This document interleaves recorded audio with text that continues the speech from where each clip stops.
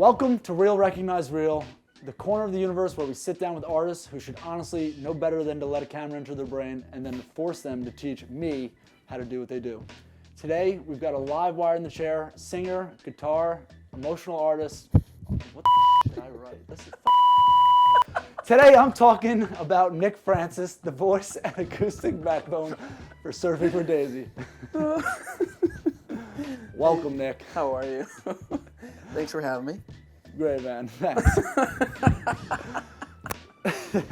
We're just gonna keep rolling. I don't even care. No, it's funny. Just get a little background. Yeah. We got to meet recently. I know your drummer, Steve, just from like kind of the bar scene in Asbury Park, and we talked a lot about the band and videography stuff, and like we wanted to collaborate for a while, and finally we got a chance to hook up at See Her Now. I had no idea that was like your second time either. I think from your outfit, we all knew that it was your second time, but I didn't know it was your second time doing like something musical in that. I think on that big of a stage in front of that many people. Being on the stage with a band and like getting to feel that energy, and like it honestly like makes me feel like a rock star as well. I didn't even notice you were actually on the stage, which is funny because you're freaking tall as hell. But like I genuinely didn't even notice you on the stage. But then you go back and you look at the video later and you're like, whoa, what the heck? And it's just very cool angles that you wouldn't expect to get from the crowd, really. Yeah. So you have to be on the stage. Yeah. Usually I shouldn't be noticed, but See Here Now, you gotta wear your festival outfit. And mine happens to be, matching shorts and a shirt and a big ass friggin' straw hat. Jungle outfit or whatever the heck you're in. So one thing I got to learn about you is that you're also military veteran and stuff. A lot of military members in my family on both sides. Grandpa was a Marine, Dad was a Marine, my mom's father was in the Army. So I had the military in my life from a very young age. I was pretty much immediately in love with the idea of joining the Navy, and so I kind of just went for it. That was back in 2014, and it was pretty exciting. I didn't have music in my life the way that it is now. I needed the service and to travel and to meet other people and to go different places to kind of have something to write about. Like I hadn't experienced anything yet, really. Yeah, I think it's like important. Like a lot of artists say that, like it's important to live an enriched life in order to like kind of create. I mean, I wouldn't say it's necessary. There's kids that are writing music in their bedrooms, and I think I just needed it for myself. I couldn't conjure up ideas really at the time. I hadn't tapped into that creativity yet, and I think going away definitely helped that for sure. So talking about your journey as a musician, when did that begin? I had been playing music my whole life. I hated it I think I was probably 7 when I started, and I think I disliked it up until it was like 8th or 9th grade. Parents ended up getting divorced, which kind of sucked, but I think I used how I was feeling at the time. I didn't express it verbally, so I started to express it musically. When did you start writing? Quick little pause here. Because you can't travel with a freaking baby grand piano. So I was like, I need to learn how to play the guitar or something. So I ended up teaching myself guitar before I left for the Navy. I ended up going to Guam for 3 years, bought my first electric guitar, and I started to sit in my house and I started to actually really, really try to write some songs. And they were still terrible. They were still awful. Like, the whole songwriting process is a labor of love to some extent. You have to write something down to see if it sticks. You kind of just throw stuff at the wall and see if it sticks. You come back to it a week or so later. If it did stick, usually it's because you ended up liking it. It still was good after those 2 weeks. If you didn't like it after the 2 weeks, it probably wasn't great. But I always usually still keep the recordings because there'll be times when I go back and I pull little snippets of ideas. The whole product doesn't have to be great, but I think it's always good to record stuff.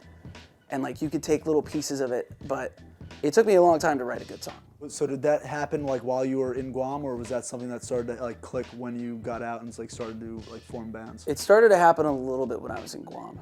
I started to definitely dabble in songwriting. I had a couple of songs, but I could never really complete an idea. Like none of what I was writing musically and lyrically was really making sense to me at all. Mm-hmm. And the 3 years that I spent on Guam, I think the biggest thing that I got out of it was not really the songwriting aspect, but it was actually the performance aspect. Because I actually got hired at a bar. It was called Old Traditions. I remember I played one song there. It was an original snippet little idea. First time I ever played guitar live in front of anybody was in this dark, dingy bar in Guam. And I was walking out the door, and Regina came out, the owner, absolute legend of a person. And she was like, hey, like, you were great. Like, I loved what I heard. Like, would you be interested in playing here on the weekends? And I was like, yeah. I was like, that could be really cool. And she was like, yeah. She's like, if you could do like 2 or 3 hours, like that would be perfect. And I was like, I don't even have enough music to do like 20 minutes. I was like, let alone 3 hours. And she was like, it's fine. She's like, go home and learn as many songs as you can.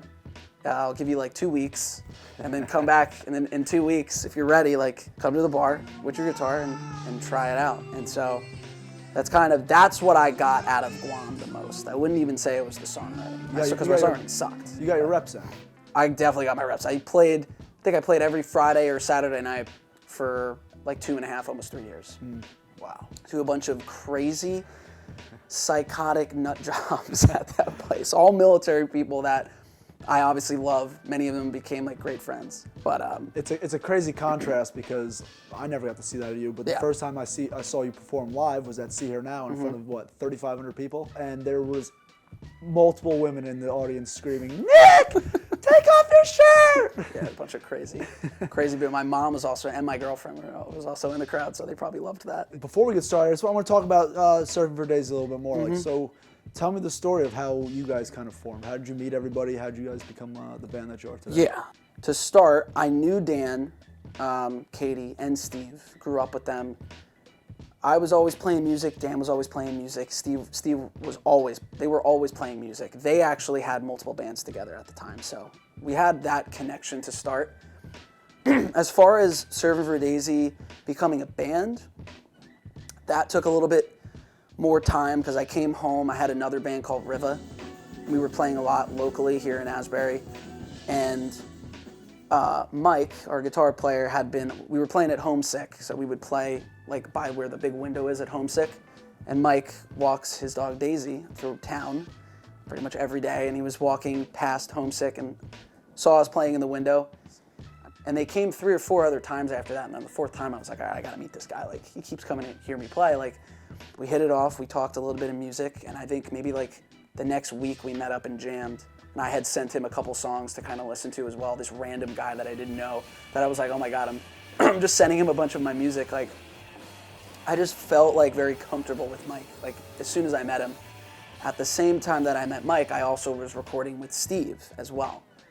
Surfing for Daisy was supposed to be a solo project for me. And I told Mike, hey, like, I'm recording with my friend Steve, like, why don't we all jam together? And he was like, yeah. He's like, why don't we? We jammed at Steve's house, and then we were like, this is cool. Like, this is a jam. That was like the inception of how Surfing for Daisy started, pretty much. And it was just me, Mike, and Steve at the time. And then we had another bass player, Max, and Max was amazing too. It didn't fully work out with Tim, so he ended up leaving, and because Cam had actually came in a couple times and covered for him, and Cam was also a great bass player as well, and we were like, okay, Cam can put a little bit more time into this, like, and we asked him, he was already pretty interested and was trying to get his foot in the door anyway, so I love watching Cam on stage. He's one of my favorites. He's grooving. The most electric person I've ever seen in my life. He is, I don't know, he's insane. Like, people are encapsulated by his energy on stage. Then Dan and Katie, I think Katie messaged me one day and had asked, like, you know, if we ever needed harmonies or something like that, and I was like, you know, I would love to have like harmonies. And then Dan had also been jamming with us a couple times, and they both kind of, because they date, they ended up coming into the band together, and we threw Katie immediately into the fire. Katie, she wasn't even playing keyboard before, right? No. Katie is a really good musician. She plays like guitar as well, and she sings and she writes her own stuff. But no, when I say we threw her in the fire, I mean we really did. Going from the Lanes to your last show at the Stone Pony, like, what has that been like for you? Every gig that we've had has been a stepping stone for us. So when we released our album in last January, we played the Wonder Bar and we sold it out like a week before. I think we sold 350, 400 or so tickets. And we were like, okay, we're getting somewhere now. We're getting this growth. Did I feel like we were ready for the pony? I was very confident that we could crush the stage, but I didn't think we were going to be able to bring that many people and sell the pony out. And I was completely wrong.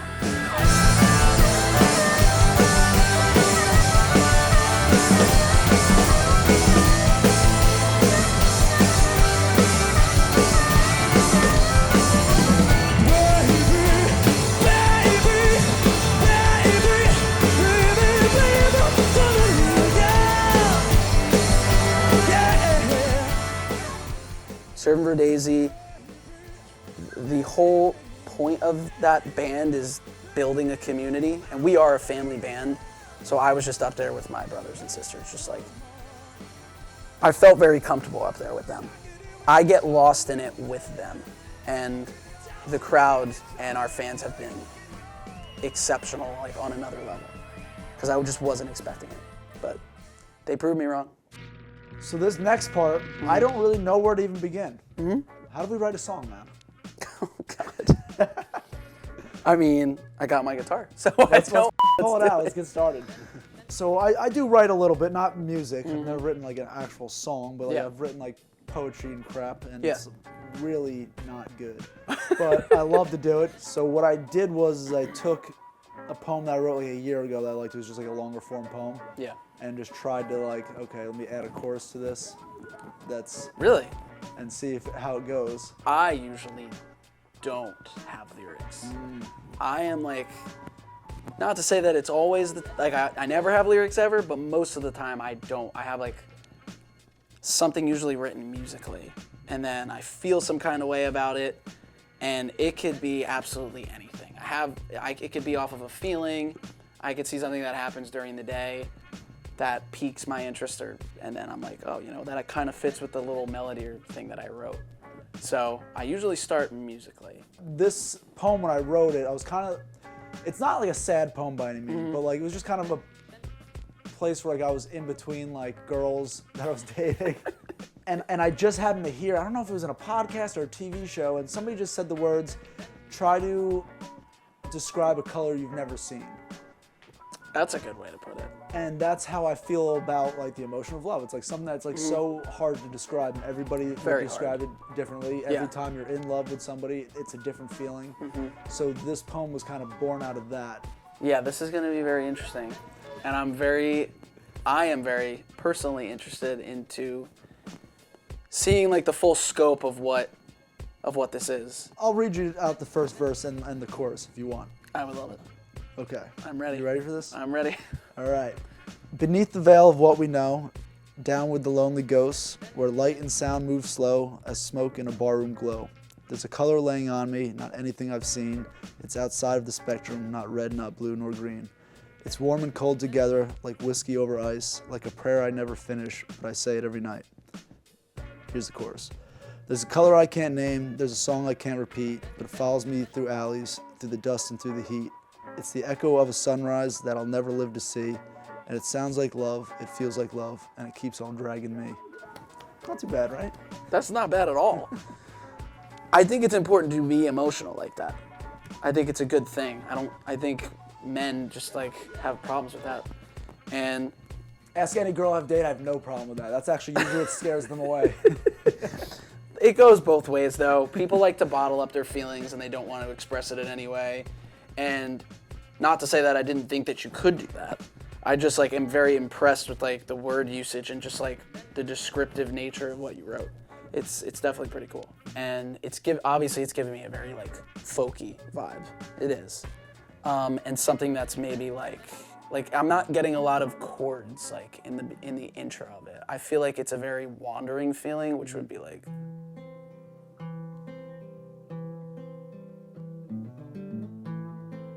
something like that rather than like I don't feel that when you were reading me the lyrics. I feel like a traveler type melody. If that makes sense. I don't even know what that means. No, but it does make sense. I mean, I feel like the whole thing is kind of like, you're right, it's wandery.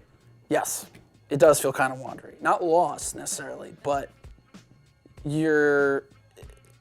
wandering to try to find something, which I think is cool. Yeah. So- I agree with that vibe. I love that. So what next?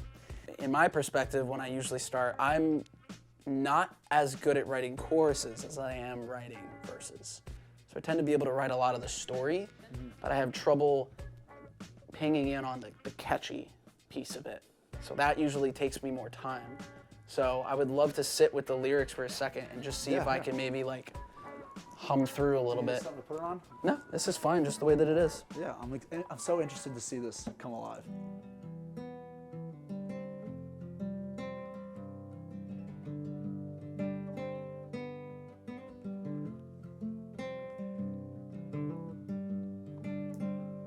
Yeah, so like pretending in my head that I wrote it. If I have some of these lyrics down, I usually always try to see, does it fit with, you know, the melodic thing that I'm trying to do? Does it fit with the music? That's why lyrics usually, the verses come a little bit easier to me at least, because I have a melody kind of written, and then I hum a bunch of gibberish, which is really good to do. Hum a bunch of gibberish. I would say 8 out of 10 songs that I've written come from a word that I pull from some gibberish thing that I hummed or that I sang. So don't be afraid of that, obviously. I think it's kind of good to do that. So I'm gonna do like the first two like lines that you have. All right. Beneath the veil of what we know, down with the lonely ghosts.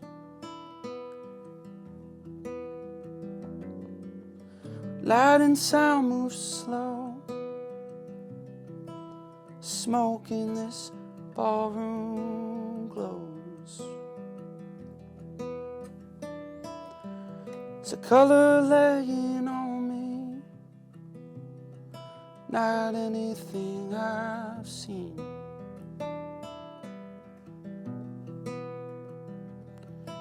It's outside of the spectrum, not red, not blue, nor green.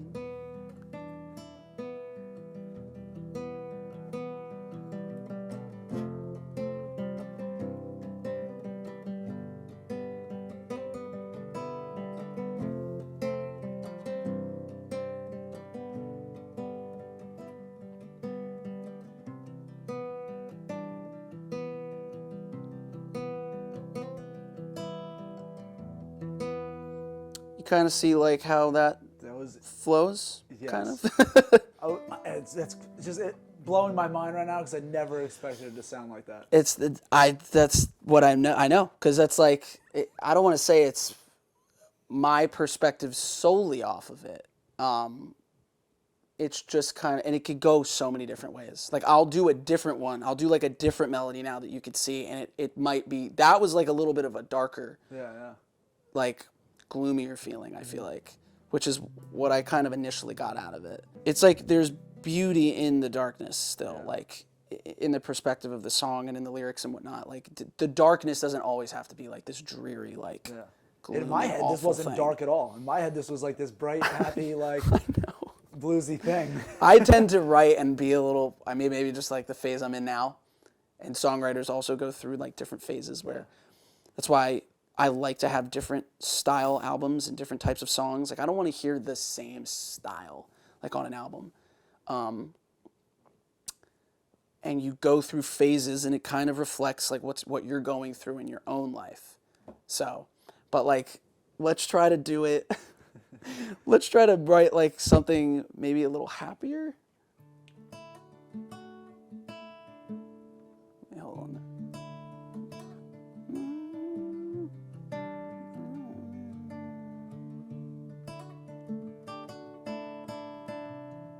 So let's try this.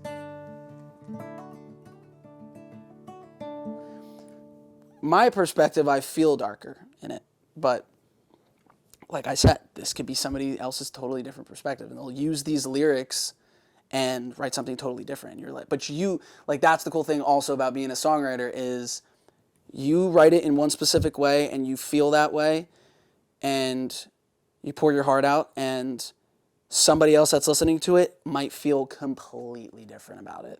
That's the beauty in the artwork, is like everybody's going to have their own perspective.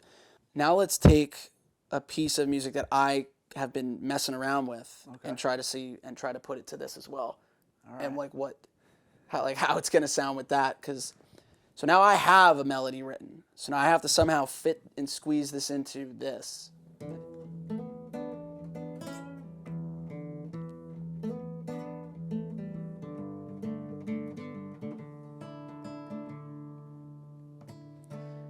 Beneath the veil of what we know, down with the lonely ghosts, where light and sound move slow. There's smoke in the barroom glows. There's a color laying on me. Not anything I've seen. It's outside the spectrum, not red, not blue, nor green.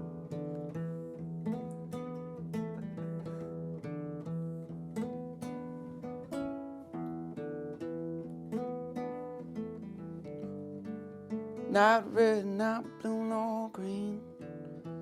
So that's totally different. And at the same time, I also kind of noticed really at the end that not red, not blue, nor green, with I guess with the melody and music that I had, is kind of a hook. Mm-hmm. What I had on guitar and the melody called for the not red, not blue, nor green to be repeated. And kind of could maybe be a hook in there. Yeah. So that was more in line with what I had originally envisioned. Still a fan of the first one, I think, still. I don't want to say, we're not going to steal your melody. Oh, no, I don't care at all. I said we stick with the first version. Yeah, the first version was really cool.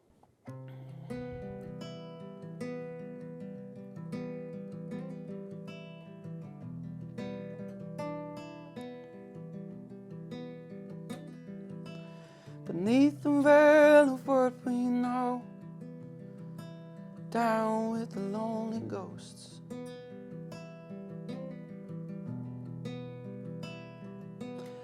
Light and sound move slow. There's smoke in a ballroom glows.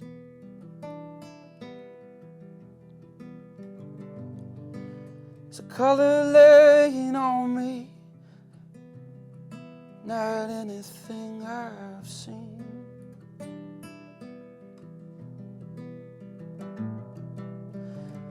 It's outside the spectrum, love.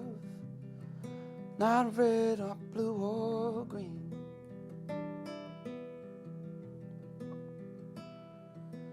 It's warm and cold together, like whiskey over ice, like a prayer I never finish, but I say every night.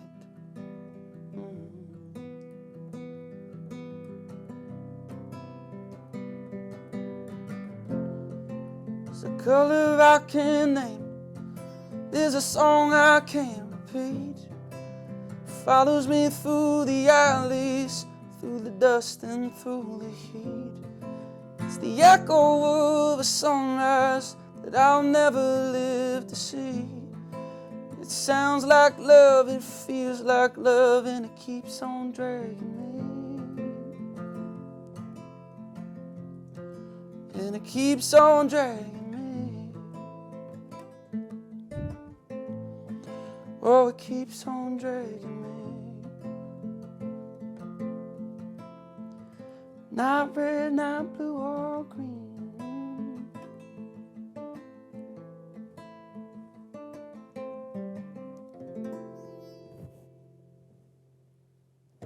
Sick. I love it. It's awesome. The feeling that I have right now is something I've never felt before. This is absolutely wild. So we've reached the cringy part of the show. This is where I'm going to sing it. Okay. You see kind of how I was, and granted, you could do it completely different. So I wonder if maybe you want to do it and... I'm going to try not to copy you. Okay. I don't want to be a copy, but I'm going to just do my best here. Got it. What I'm not good at, though, and this is like where I mess up at karaoke too every week, is like starting where I should start. Okay. So how do I get cued here to like, okay, this is where you start, man? So I'm going to try to count it, so it'll be like... This is going to be really great. I'm just gonna let you know when to go in.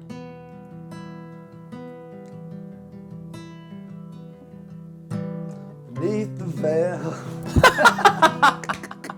Immediately voice cracks. Oh God. Alright, try that one more time. Oh God. You see when I like I'm just gonna like nod and then you come in. Alright. And then I feel like I have to do a voice copy now because now it's like stuck. It's like ingrained in my. I did it a couple times, but like, like I said, just do your best. That's all you can do at the end of the day. This is so fun. This is so funny. Okay.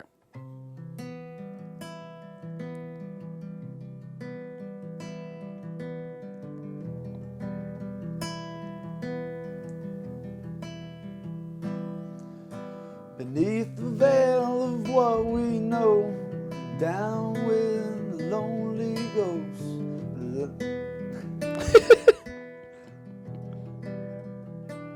Where light and sound move so slow, a smoke in the barroom glow.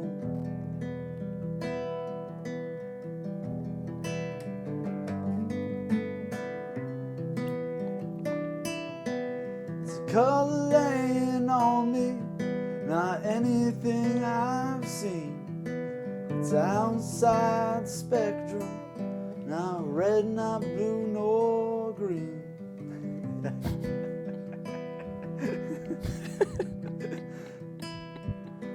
It's warm and cold together, like whiskey over ice, like a prayer I never finish, but I say it every night.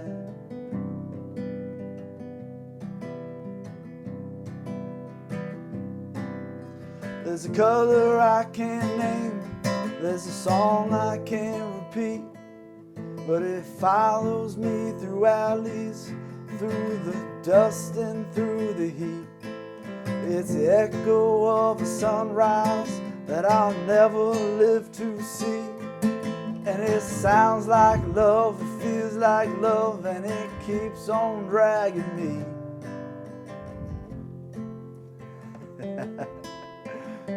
Felt it better in the chorus. You were more confident in the chorus for Yeah, sure. yeah, yeah. You were definitely more confident. I'm not gonna lie, if there's two lines in this whole thing that I love, it's warm Yeah. and cold together like whiskey over ice. I love that one. Your lyrics are fantastic. Not I think bad. they're great. Would you consider yourself a writer? You just I dabble. don't consider myself anything. Well, I write a lot of poems. Like I've probably written 100 freaking poems over the last like year. I mean, that makes sense because it's damn good. I think the lyrics are very powerful and it's very good. Yeah, like I do write like probably every night. I sit down like it's like I journal and, Okay. and I try to write down some stuff. And Okay. then, like, if I have a good idea, sometimes I'll get into like that flow and like really like Got nail it. something down. So you're definitely okay. You're definitely working at it. You didn't just wake up one day and just like randomly no, just no, wrote no, that. no. Okay, got it. Yeah. But yeah, no, I appreciate your compliment. I'm This impressed. It's so insane to this is like the best feeling I've ever felt. It's pretty cool. I love How you that. feel every time? I would say there's times when I do, and then there's times when I feel like very like uninfatuated sometimes. But that's what I said. And you go back to it the next week or so, and you're like, you have like a newfound love for it. You threw it, and it's stuck, and you checked it, and you were like, oh, this actually isn't as bad as I thought. It happens with everybody. That's why I say the best thing to do is just write the damn thing down. Don't lose the idea, even no matter how bad it might be. At least do it, because then you can always return back to it later. And sometimes those songs or ideas need that space a little bit. It happens to me all the time. Ladies and gentlemen, thank you for watching Real Recognize Real. We have Nick Francis from Surfing for Daisy. You can catch him on Spotify, Apple Music. They got shows coming up all year. Thank you, man. Appreciate you. Thank you for having me. This is insane. That was so fun, man. Proud of you for you. getting out of your comfort zone and It's hard. It's and not doing it easy. Ain't easy. and sending it.